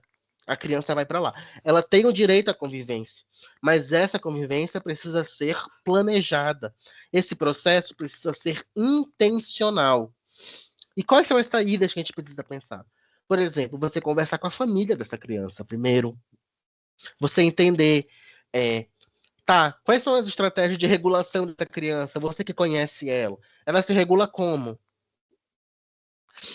Você pode participar no primeiro mês, nos primeiros 2 meses. Você pode participar dos encontros aqui, porque é uma mudança de rotina, né? É uma mudança de rotina muito grande para ela. Então, ela pode se desregular. Aí a gente está falando de uma criança com vivência de violência sexual. Não é qualquer atividade que você vai passar para essa criança. Não é qualquer atividade, não é qualquer tema, não é qualquer vídeo que você vai passar. Então você precisa chegar e saber. A gente está recebendo uma criança que teve vivência de violência sexual, um menino que cometeu ato infracional. A gente precisa entender de que forma essas pessoas, esse público prioritário, ele vai ser atendido de forma qualificada. E a gente só vai fazer isso em rede.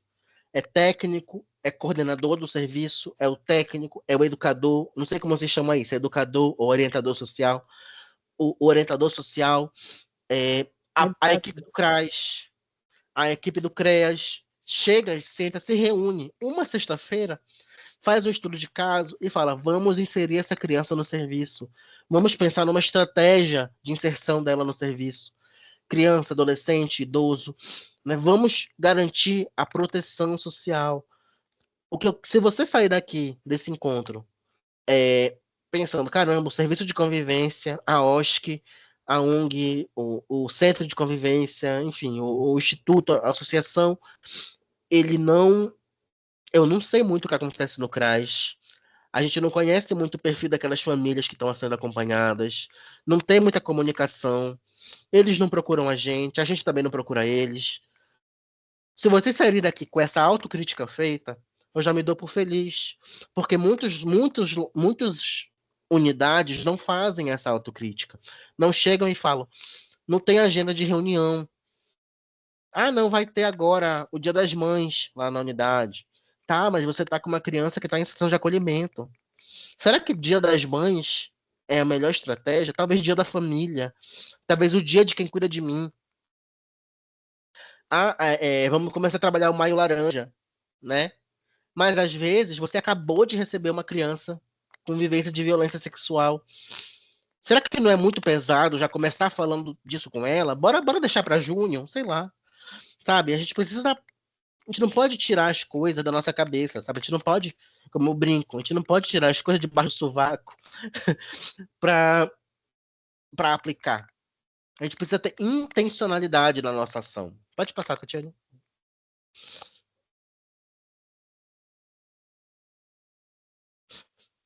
Sim. Aí o que eu quero que vocês coloquem aqui no chat. Pode colocar só uma pessoa, duas. Pode passar, Tatiane. Pode passar. Quero que vocês escrevam aqui no chat 3 desafios que vocês encontram todo dia e 3 potencialidades, 3 coisas positivas. Aqui na unidade, a equipe é muito afinada, todo mundo se dá bem, a gente senta, a gente estuda, isso é uma potencialidade. Ou então desafio, a gente está numa área vermelha, tem uma zona de tráfico de drogas aqui perto, isso é um desafio, né? Coloquem aí, pensem aí em desafios e potencialidades do serviço de vocês. Esse exercício é muito importante para a gente pensar em qual pessoa, qual família, qual criança, qual idoso vai acessar o nosso serviço. Podem escrever aí no chat 3 desafios e 3 potencialidades, tá? Vou deixar vocês... Arthur. Oi, Josefa. Eu estou querendo um esclarecimento, não sei se eu posso agora ou depois. Pode falar agora.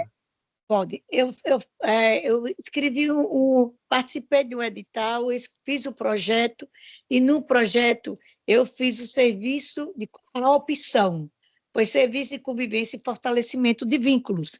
E nenhuma dos objetivos foi atender crianças autistas, né? E eu Sim, fiz. E quando eu fiz, por quê? Nós atendemos crianças de 4, de 5 anos, de 6 anos, de 7 anos, e nós constatamos a quantidade de autistas enorme, 32 crianças. caramba. Então, em cima disso, a gente vai fazer o seguinte: vamos participar do projeto e a gente vai colocar 2 turmas ou 3, porque tem que ser pouquinhas para dar o atendimento mais preciso a eles, para tirar do ensino regular, e ele vai para o ensino regular, mas tem a parte assim, 3, 4 dias, trabalhando com eles. Para quê? Para que fizesse todo o acompanhamento, monitoramento direcionado para as crianças autistas. Aí nós fomos reprovados. Como é que se É, analisa que deveria ter ou não ter os autistas no meio dos normais? Porque bom, não o pode seguinte, José, discriminar, né? é o seguinte, quando a gente vai olhar lá a orientação técnica do serviço, a gente vai ver que não existem critérios, o único critério de que a gente define para inserir alguém é o ciclo de vida, é a idade. Então, a gente tem o serviço de convivência de 0 a 6 anos, o serviço de convivência de 6 a 15, aí ele é subdividido, né? 6 a 9, 10 a 12, 12 a 14, e o serviço de convivência 15 a 17 e 18 a 29, 30 a 59 e os idosos, 60 a mais.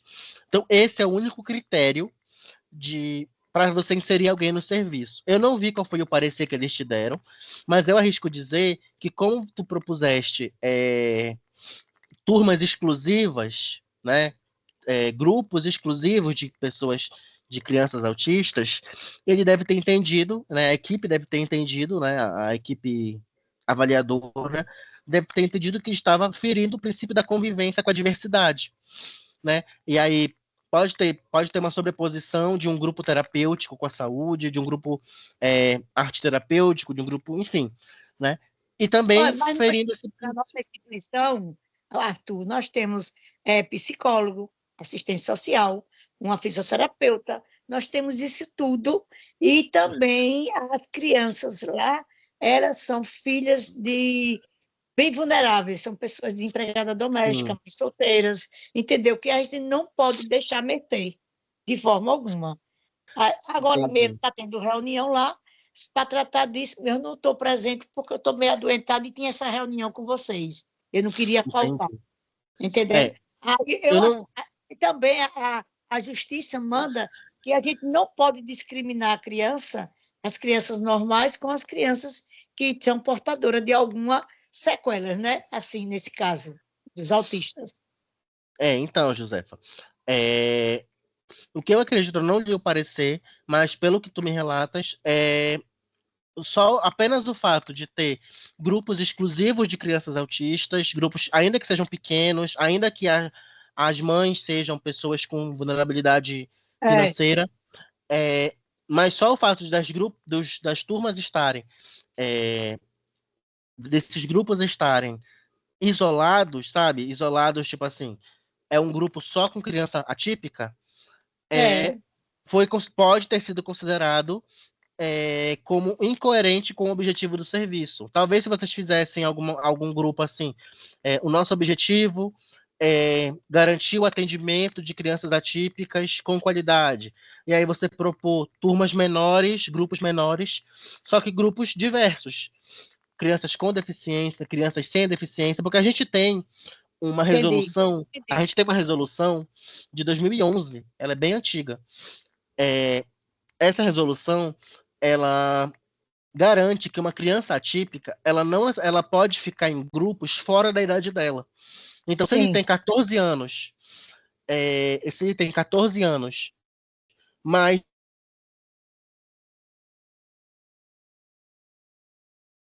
Alô?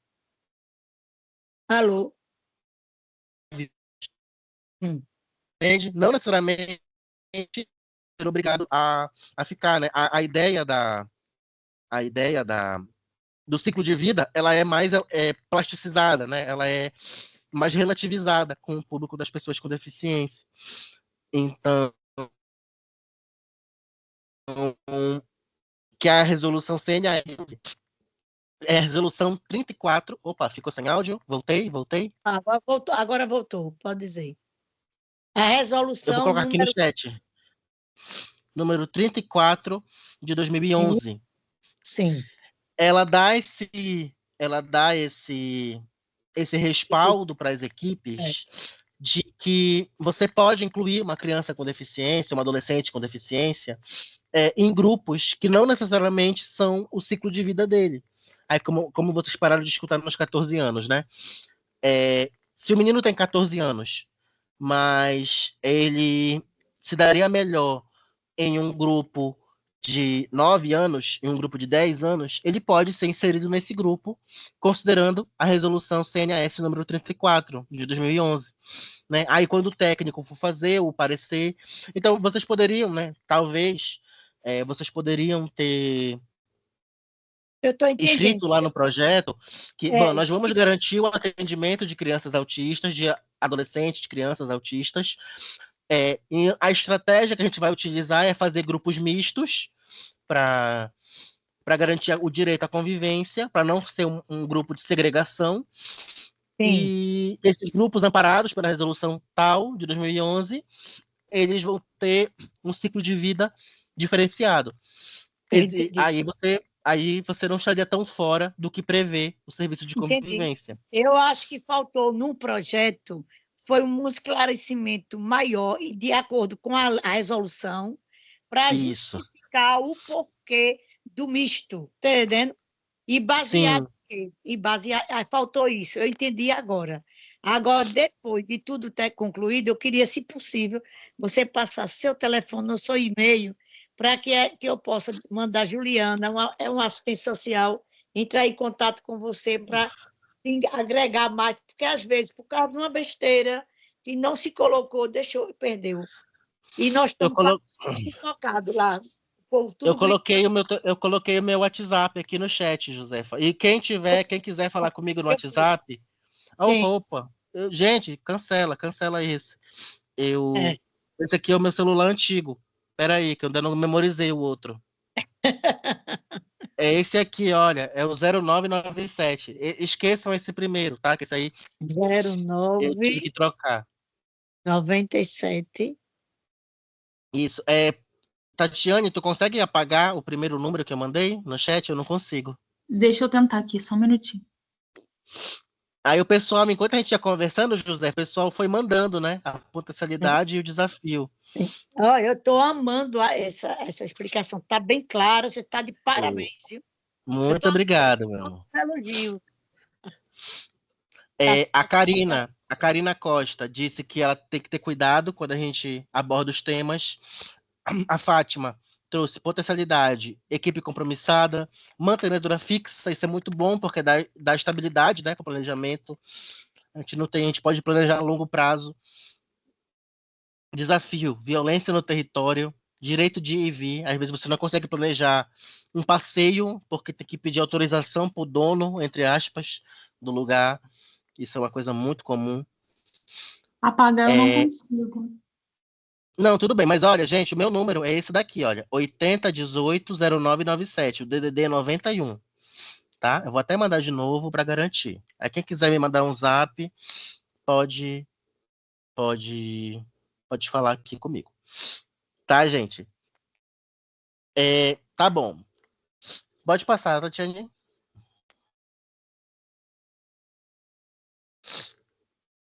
Aí agora, gente, eu vou rememorar os meus tempos de ator, de contador de histórias. Vou contar uma breve história para vocês. Não sei se tem alguém aqui de Concórdia ainda, deve se lembrar que eu contei essa história lá. Mas eu vou contar aqui para vocês, que vocês não me conhecem, é a primeira vez que a gente conversa. E eu vou contar essa história. Luas e Luas, de James Turber e Marco Simon. Pode passar.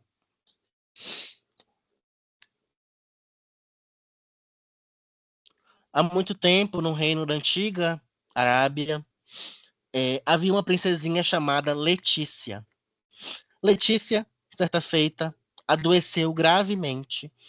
E aí o seu rei, o seu pai, Vossa Majestade, chamou os melhores médicos do reino e de outros reinos, e ninguém sabia o que ela tinha.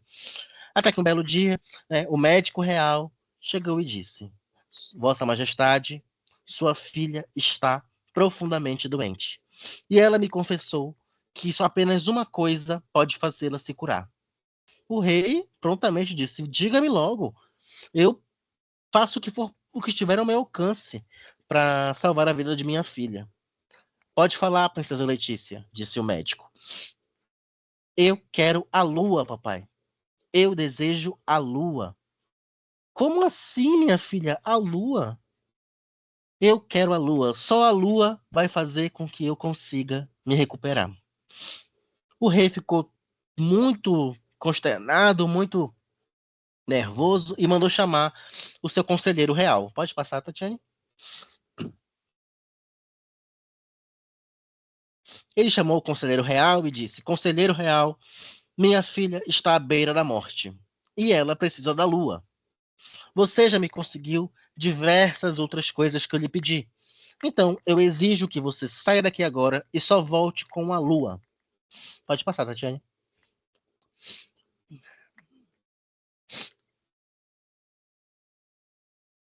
O conselheiro retirou um pergaminho do bolso e falou: Que bom que você mencionou todas as coisas que eu lhe consegui, Vossa Majestade. Eu já lhe consegui um pavão de 10.000 penas, já lhe consegui uma lâmpada mágica, já lhe consegui um elefante cor-de-rosa. Mas a lua, Vossa Majestade, a lua é um pouco difícil de lhe conseguir. Pode passar, Tatiane. Porque a lua, ela está a 50.000 quilômetros daqui. E ela é muito maior do que o quarto da princesinha. Eu não posso conseguir a lua para o senhor. E aí, o rei ficou furioso. Ele disse: Se você não pode me conseguir a lua, você não pode nada. Você não me serve de nada. Saia daqui, suma da minha frente. E prontamente o conselheiro pegou suas tralhas e fugiu correndo. Então, logo, o rei mandou chamar o mágico. Pode chamar, pode passar, Tatiana. O mago do reino apareceu e ele disse: Mago, eu exijo que você busque a lua para mim. Minha filha está doente e a única coisa que pode salvá-la é a lua. O mago falou: Vossa Majestade, eu posso conseguir o que for possível, mas a lua, Vossa Majestade, eu já lhe consegui. Tirei 1 milhão de coelhos de dentro da cartola, já fiz desaparecer e desaparecer o chapéu da bruxa, já lhe consegui um tapete mágico. Mas a lua, impossível, Vossa Majestade. Pode passar, Tatiane.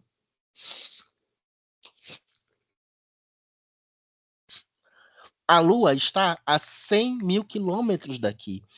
E ela é muito maior do que o nosso reino. A lua é impossível de conseguir. O rei ficou furioso e falou: Bom, se você não consegue me garantir a lua, se você não consegue trazer a lua para mim, você não me serve de nada. Fuja daqui. Saia daqui.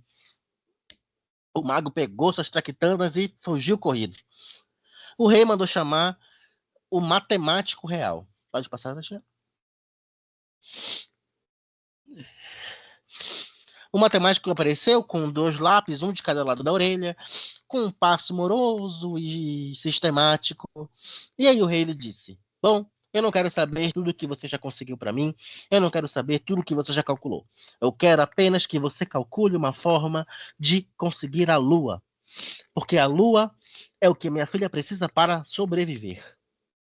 O matemático falou: Vossa Majestade, que honra eu tenho de saber que Vossa Majestade reconhece tudo que eu já consegui calcular para o senhor.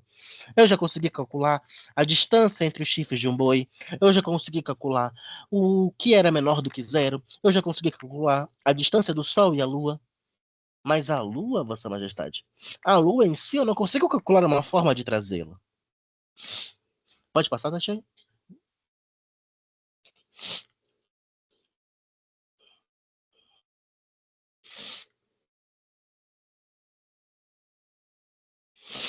A Lua está a 300.000 quilômetros daqui. E ela é muito maior do que todo o nosso continente. A Lua é impossível de trazer.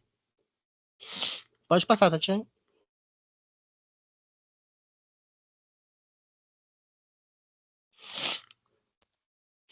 Bom, se o senhor não pode trazer a Lua, você não me serve de nada. Então ele expulsou o matemático de lá. E já triste, compadecido, sabendo que a sua filha não iria sobreviver, ele mandou chamar o povo da corte. Aí pode passar, Tatiana.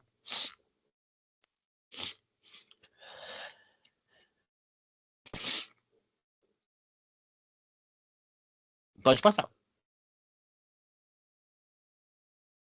O bobo da corte prontamente chegou e viu o rei Borocochô, e ele disse: Vossa Majestade, o que houve? O rei respirou fundo e disse: Ai, bobo da corte, minha filha está à beira da morte, e só a lua pode salvar a vida dela. Mas, para cada pessoa que eu pergunto, a lua está maior e mais longe. Eu lhe chamei aqui para que você cante para mim a música mais triste que você tiver, pois a minha filha vai morrer ainda essa noite. Aí o bobo da corte falou: Vossa Majestade, mas que assunto é esse? Que coisa mais difícil? Bom, seus conselheiros todos sabem. Se eles dizem que é impossível pegar a lua, então talvez realmente seja impossível. Mas e a princesa Letícia? O que ela acha sobre isso? O rei falou: E eu lá sei o que a minha filha acha disso? E o bobo da corte falou: Eu posso perguntar para ela? Pode, vai lá. Bom, já não tenho nada a perder. Então, pode passar, Tatiane.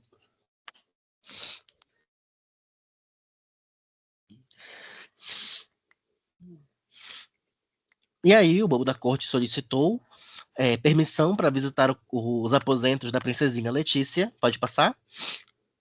E foi conversar com ela. Quando ele entrou no quarto, ele viu a criança em pé, mal parecia doente, olhando para a janela, olhando para aquela grande lua. E ela havia colocado o dedinho na frente dos olhos. E ele disse: Princesinha, me contaram que a senhora estava à beira da morte, mas vejo que você está bem. É verdade que você pediu a lua para seu pai? Ela disse: É verdade, bobo da corte. Mas ninguém consegue trazer a lua para mim. E aí o bobo da corte falou: Princesinha, qual é o tamanho da lua? A princesinha botou o polegar diante dos olhos e falou: Olha, eu consigo cobri-la com meu polegar. Mas, então eu acho que ela deve ser um pouquinho menor do que meu dedo, não é isso? Entendi. Princesinha, a lua está muito longe daqui? Aí a princesinha falou: Claro que não, né, bobo da corte? Olha ali para ela. Ela está depois da árvore, pois as folhas estão na frente dela, então ela deve estar bem ali depois das árvores. Não deve estar passando o jardim real. Bom saber, princesinha. É, se eu trouxer a lua para você, você promete que vai ficar bem? Você conseguiria trazer a lua para mim, bobo da corte? Bobo da corte falou: Bom, eu posso tentar. Bobo da corte saiu e pode passar, Tatiane?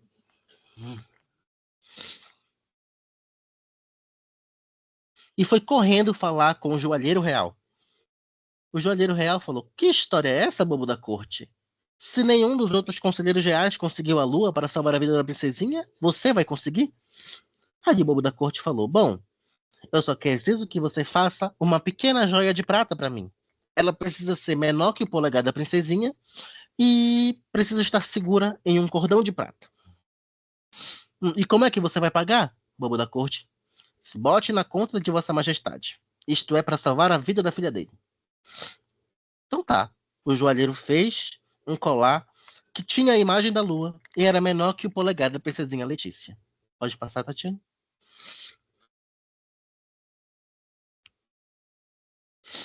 Assim que ficou pronto, o bobo da corte foi deixar na porta dos quartos da princesa. E no outro dia, o rei viu a princesinha correndo, feliz, alegre, saltitante pelo jardim. Mas aquela cena não fez bem para ele. Ele ficou agoniado, entristecido. E disse: Minha filha está feliz agora, mas hoje vai anoitecer.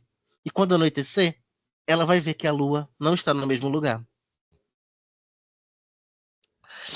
A lua que ela tem no seu pescoço não é a mesma lua que está no céu. Ela vai entender que o bobo da corte mentiu para ela. E aí, a princesinha... E aí ele mandou chamar os seus conselheiros reais. Chamou o primeiro, que era o conselheiro Mor. Pode passar, Tatiane?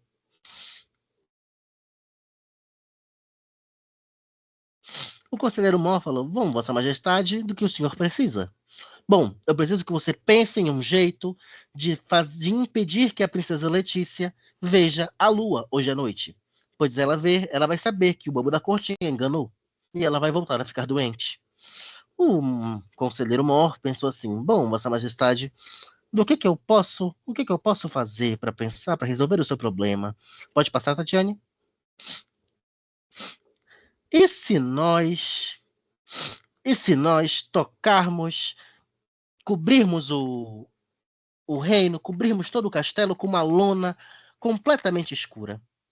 Assim a princesinha não vai saber quando anoitecer. E tudo vai estar sempre escuro. O rei falou: você é um imprestável, você é um inútil. Se minha filha não souber quando é dia e quando é noite, como é que ela vai acordar? A que horas ela vai dormir? A minha filha vai ficar cada vez mais doente. E mandou o conselheiro embora. Então ele chamou o mago real. E o mago real apareceu de ponta cabeça e ele falou: Vossa Majestade precisa de mim para alguma coisa? Preciso. Fique direito e me escute. Bom, eu preciso que você pense em uma forma de fazer com que minha filha não veja a lua hoje à noite. Pois se ela vir a lua, ela vai saber que foi enganada pelo bobo da corte. Pode passar, Tatiane.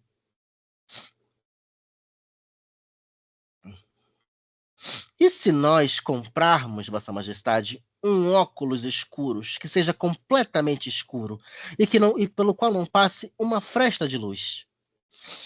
O rei mencionou: mago, você consegue ser pior do que o conselheiro. Se minha filha usar óculos escuros, é como se ela fosse cega. E aí ela vai ficar doente, e um dia ela vai acabar tirando esses óculos. Você é um completo inútil. Suma da minha frente. Então ele mandou chamar o matemático. Disse: eu não quero saber das suas contas. Eu quero apenas que você pense em uma forma de fazer com que a princesa não veja a lua. O matemático pensou: bom, já que eu não posso deixar tudo escuro, e se nós... Pode passar, Tatiane? E se nós fizermos uma grande queima de fogos que dure a noite inteira e o dia inteiro? Assim será sempre tão claro que a princesinha nunca vai ver a lua. O rei mal deixou que o matemático terminasse a sua fala e já expulsou dos seus aposentos. Falou: vocês são todos inúteis, eu não quero vê-los nunca mais na minha frente. E aí, a essa altura, o dia já se encerrava e a lua tímida começava a aparecer no horizonte. Pode passar? O rei novamente se sentou e pediu que o bobo da corte viesse consolá-lo com uma música. O bobo da corte apareceu e disse: Vossa Majestade, Princesinha Letícia passou o dia sorridente e o seu sorriso não acompanhou o dela. Ai, bobo da corte, você criou uma situação terrível para mim. Você enganou a minha filha. E agora a lua já está alta no céu. Ela ficará doente de novo. E eu acho que dessa vez ela não vai aguentar. Toque para mim a música mais triste que você puder. Pode passar, Tatiane? O bobo da corte falou: Vossa Majestade, os seus conselheiros sabem de tudo. Se eles dizem que não é possível esconder a lua, de fato, não deve ser possível. Mas e a princesinha Letícia, o que ela acha? Então, o bobo da corte pediu: Vossa Majestade autoriza que eu visite os aposentos da princesinha? Bom, pode ir. E aí, o mago autorizou que o bobo da corte fosse visitá-la. Pode passar? Pode passar, Tatiane. O bobo da corte entrou no quarto da princesinha e olhou para ela. Não, pode voltar, Tatiane. Olhou para ela e ela não estava nem um pouco adoentada. Ela estava muito sorridente na sua cama. Então o bobo da corte falou: Princesinha, como você pode estar tão feliz, tão alegre? E a luz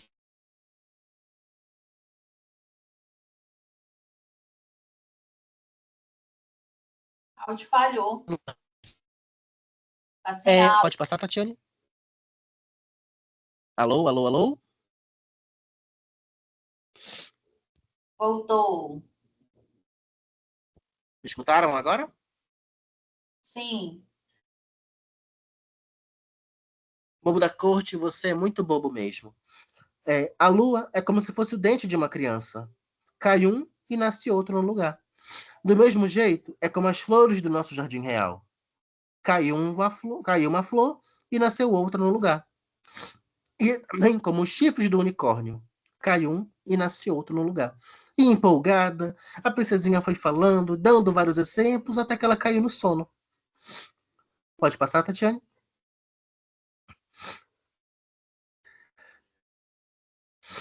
O bobo da corte a cobriu no seu lençol, deu um beijo em sua testa. Pode passar, Tatiane? E saiu do seu quarto. Antes de sair, ele olhou para a lua. E falou: Lua, lua, você sempre com as suas surpresas, hein, minha querida? Então ele piscou para ela. E antes que ele pudesse se virar, ele percebeu que a lua piscou de volta. Pode passar, Tatiane. O que essa história conta pra gente? Que a convivência, a educação, o cuidado, ele é, antes de qualquer coisa, um exercício de escuta. Ele é um exercício. Por isso que eu pedi para vocês escreverem potencialidades e desafios. Porque esse pequeno exercício que a gente faz, a gente está escutando o território. A gente está escutando o que o território diz. A princesinha, a necessidade da princesinha, ela era muito simples. Ela só queria ser escutada, ela só queria alguém que entrasse na fantasia dela. E qual que é a principal necessidade de uma criança? Ou de uma pessoa adulta, mas que tem uma criança ferida? A principal necessidade dela é ser escutada. A principal necessidade dela é ser validada. É ter a oportunidade de vivenciar a sua infância. De vivenciar aquilo que aquilo a que ela foi privado. Então, quando os conselheiros do rei vinham com muitas teorias, que vinham com muito conhecimento, mas não tinham o básico, a matéria-prima básica, que era a escuta. Às vezes a gente chega cheio de certeza no nosso trabalho, a gente chega cheio de certeza na nossa unidade, mas a gente não faz o básico, que é escutar a família, o que a criança, o que o adolescente diz. Então, se você puder sair daqui desse encontro de hoje com uma coisa na cabeça, eu quero que você pense nisso. Bom, gente, eu estou encerrando a aula por aqui, porque já são 4 horas. Queria ficar falando muita coisa com vocês. Se vocês não tiverem problema de... Não sei como é que é o horário aqui do Capemisa. A gente sabe que em 2 horas não dá para esgotar o serviço de convivência. Quero agradecer a Capemisa pelo convite. Me senti muito honrado quando vocês me convidaram. E estou aberto aqui, quem quiser dar alguma contribuição, tá bom? E é isso. José Arthur, em nome da Capemisa Social, também te agradeço demais, tá? Foi um percurso maravilhoso. É nítido que você domina demais o assunto, assim, tenho certeza que vai contribuir aí para a execução do trabalho das instituições. Parabéns e muito obrigada também pelo tempo cedido, tá bom? Eu que agradeço, minha querida. Tá aqui meu WhatsApp e eu vou deixar o meu e-mail, tá? Caso vocês não queiram falar no WhatsApp. E também, gente, eu tenho um Instagram. O meu Instagram é um Instagram que eu falo sobre que eu falo sobre convivência. Então, tá aqui, tá? escola.ecoa. Se vocês, fica o convite para que vocês me sigam. Estou aberto, quem quiser tirar dúvida, eu adoro falar sobre isso. Então, quem quiser tirar uma dúvida comigo, pode vir aqui, pode me seguir, tá bom? E aí, Deixa eu te dar uma palavrinha. pode falar, meu amor. Olha, Arthur, vai desculpando por eu entrar toda hora, mas faz parte. Você fez uma explanação para a gente excelente. Olha, eu estou assim, de boca aberta pela sua didática, a maneira que você se expressou, bem direta, para dar o conhecimento. Eu tenho certeza que a CAPEMISA, por ser uma instituição com a grandiosidade de dar às instituições o maior conhecimento, ele vai chamar para outra reunião dessa. Ah, com Viu? certeza. Olha aí, Tatiana já falando, tá vendo? Com certeza. Ele tendo disponibilidade, A está Janete, super convidado. Dona Janete. Eu Eu sou fã dela. ginecologista e obstetra. Aí tem gabarito, né?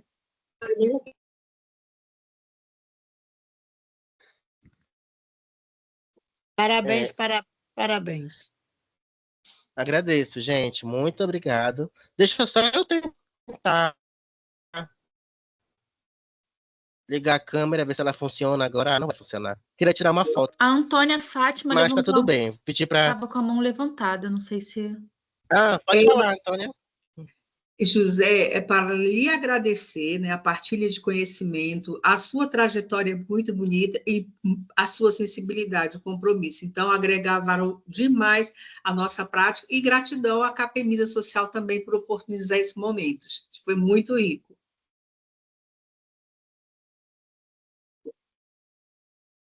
Pessoal, Muito obrigado, viu? vamos abrir a câmera para que a gente consiga fazer uma foto legal para registrar esse momento? Quem puder abrir a câmera. Só o professor vai ficar sem câmera, porque tá sem. Eu estou sem câmera. Mas depois eu coloco lá no Photoshop. Todo mundo dá um sorrisão para ficar bem bonito. Vamos lá. 1, 2, 3 e foi.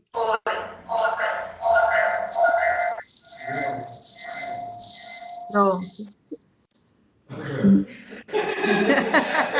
Agora eu apareci.